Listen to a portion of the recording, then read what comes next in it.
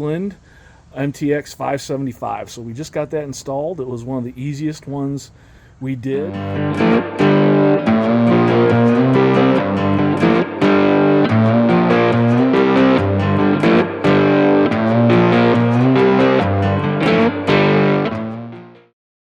Hey guys, it's been a minute. Jeep was down for about 3 weeks after the Sheriff's Jeep Fest up in Jasper. The starter went out on Friday at home base, and it took about 3 weeks for them to get it fixed, waiting for parts. Took about a week to diagnose, and then 10 days for the part, and then they got it in right away. So Jasper Jeep, if you got to use them, great people up there, highly recommend it.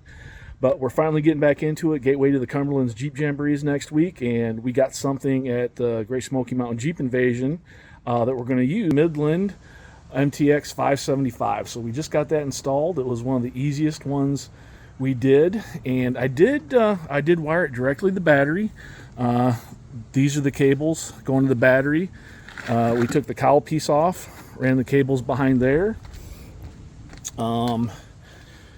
Took these two Christmas trees out, ran the cables right back there, took this off, fished them through underneath, mounted it right there, and there she is. And she works great. Got a great deal at Great Smoky Mountain Jeep Jamboree on the radio from Midland.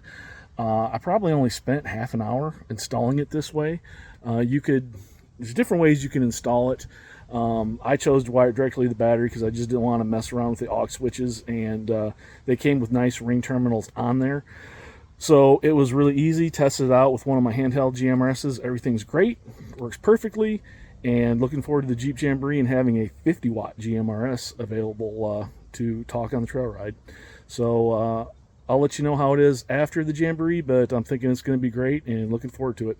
Thanks for watching.